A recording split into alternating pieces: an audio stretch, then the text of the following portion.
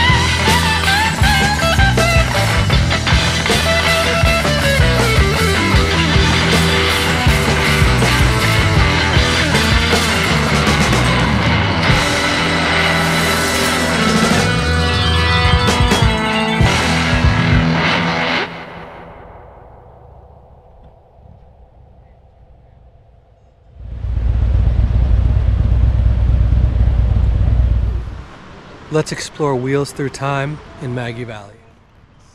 Dale's Wheels Through Time is located only 5 miles off the Blue Ridge Parkway. The museum houses an amazing collection of over 350 rare machines comprised of 25 makes, including Harley-Davidson, Indian, Excelsior, Henderson, Pope, Yale, Crocker, Fly and Merkel, and many, many more. This place is awesome. I'll get lucky and found Frank. This cat's spring. I found this chassis. But we're really not to the history lesson yet. Because it's a secondary exhaust. What's the opposite? Rear intake? There you go. You've got it pretty much in one there. It's actually a secondary induction system and a secondary exhaust system. Now, 4-stroke system, the induction, the compression, the power and the exhaust. This particular engine was known as a pocket valve because if you can imagine where my torch is, that where it is, and they had this little pocket on the side. That's because they are metallic. They haven't figured out how much heat the piston could take in the induction and the explosion. There we go, 1932 Model B full. And not only did they get the instructions that they were being shelled by their own troops, they also knew exactly where this battalion was. 174 people were saved because of that pigeon. Wow. So what happens is they actually allowed the pigeon to retire in this wonderful country, survived about another 2 months before it died, and for that he's been stuck.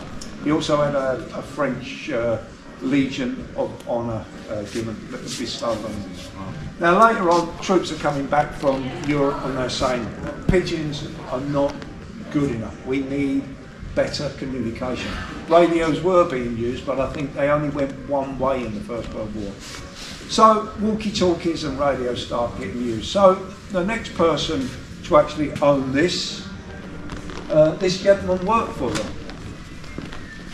Pass it around. Do you know who that is?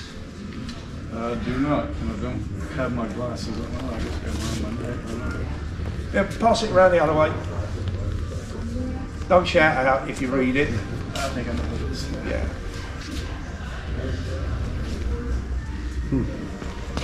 This is, of course,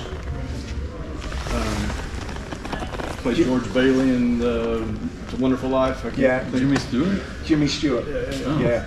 That is Jimmy Stewart. Jimmy Stewart was actually be riding this very motorbike. If you look on this side of the tank, it tells you it's a US Army. Come on this side, it'll tell you it's a Harley Davidson. He was Charles Lindbergh, but more important, Jimmy Stewart actually flew 22 missions over to Europe. He would actually, as soon as the war was declared, he would enroll, but at 6'4", he weighed something like 110 pounds. They said he was malnutrition and he had to go on a binge to put on some weight. So while he was doing that, you see, your government, very, very clever. What they see in Europe is the Third Reich getting bigger and bigger, Adolf Hitler getting more and more aggressive. And of course, what happens is they turn around to universities and they said, right, we want you all to start flying clubs. So all these young officers or young gentlemen would get flying qualifications. So Jimmy Stewart actually got them qualifications and he would then enroll in the army when war declares. So when he's told he's too skinny, he goes and he starts a binge of eating all the bad things that you can imagine. But more important, he actually pays out of his own money another 100 hours of flying lessons. He actually, I think, had already won the Oscar for the Philadelphia story. What then happens is he would then become a training pilot. And he said, no, this isn't good enough. I actually signed on to see service. He would then end up doing 22 missions on B-24 Liberators. So this is actually classed as the world's rarest motorbike. We don't claim it, but I can guarantee if you go on the internet, every single time it will come up as the world's rarest bike. Why? Well, to me it doesn't seem a long time ago. You lot, none of you have been born, because we're going all the way back to 1967. Now, what you're going to see is in Chicago's North Paulina Street, 2 Polish plumbers had actually been employed to knock a building down. Yeah, take a seat, I've got it down in 4 hours. And of course, what you're going to see is the Polish plumbers were used to hearing the crack of the hammer hitting the brick, the thud as the brick lands into the room next door or out in the courtyard, when all of a sudden one morning, crack of the hammer hitting the brick and a loud resounding ting would hit something made of metal. A second brick, a third brick, fourth, fifth, sixth, seventh, maybe 8 bricks would land on something with a loud resounding ting, and they decided to stop what they're doing and investigate. They would get a set of ladders, shimmying up the ladders, looking not into the room next door, but looking down into a secret cavity they had no idea was there. In that cavity they could see something covered up in a dust sheet, this very motorbike. At that stage it was in this original condition, except the tyres, rotten, delaminated. You couldn't see much of the paint because of the dust and the grime that had ingressed in the pigmentation, and more important, it had a dirty old tar over everything. Now, the Polish plumbers have been in Chicago long enough to realise this could possibly be a gangster street. So, with no idea what's under that dust sheet, they rip the wall down, throw back the dust sheet. They find out they've got a motorbike, never heard of. Must have some value. So at lunchtime, they pushed the bike up to the expert in motorcycling in North Paulina Street, Turillo and Albert Tacci. Turillo and Albert, a father and son team, were the local Suzuki dealers. Not only were they experts, but they were collectors of rare American motorbikes. But with all their expertise, they'd never seen an engine like this, and more important, they'd never heard of a motorbike called a Traub.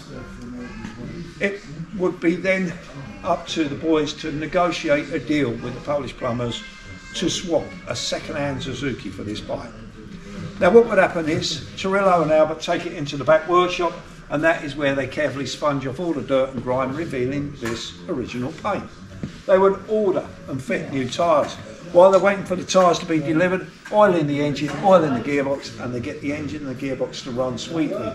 When, as soon as the tyres are fitted, they put fuel in the petrol tank, and if you've got compression, spark and fuel, you've got yourself a running motorbike. Turillo and Albert would keep this until the late 1970s, where a gentleman called Bud Eakin would buy the bike sight on the scene. We all know who Bud Eakin is, yes? No? Bud Eakin. Bud Eakin, one of the world's greatest motocross desert racers, enduro riders. In the 1960s, for America, your country, he would go and enter and win the International 6-Day Gold Medallion 4 times. Bud Eakin. Bud Eakin. But his main claim to fame, he was a Triumph dealer from California, so he must have been highly intelligent. His close personal friend, his best customer, his riding companion, owned that bloody motorbike around the corner there. A fellow called Steve McQueen. In 1963, Steve McQueen makes a film called The Great Escape. You may well have seen it. This film is based on a true story. 76 prisoners did escape from the tunnel Harry. 75 were recaptured. Hitler was so furious, he ordered the execution, or should we say the murder, of 50 people. However, in that true film, or true story, you're not going to see Captain Schilt, Steve McQueen, putting the grotted wire across the track. He wanted to enhance his role, so he wanted to include a motorcycle chase. It would be Bud Eakin, the German dispatch rider on that suspiciously looking Triumph BMW, who would come around the corner and come a cropper. Captain Schilt, Steve McQueen, takes the uniform off, picks up the bike. He then rides until he gets to the checkpoint where he kicks the guard. He then jettisons the German uniform, and he is now being chased across Germany by the German army. That's actually Steve McQueen in a German uniform riding yet another Triumph motorbike. The chase culminates with the famous jump over the barbed wire fence. You really do feel like you're strolling back through the years as you wander through this amazing museum.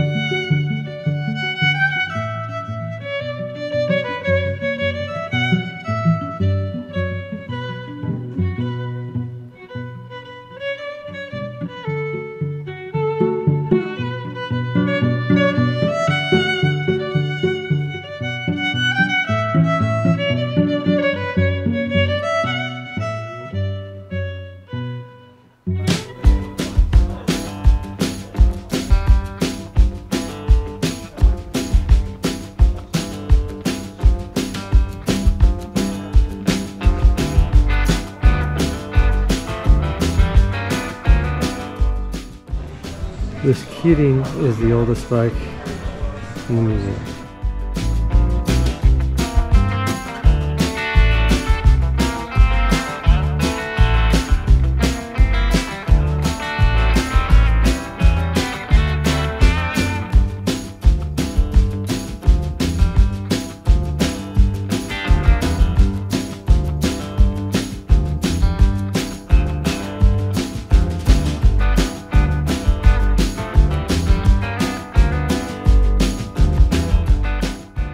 A few simple clicks go a long way in supporting our channel. Thank you for clicking subscribe and like.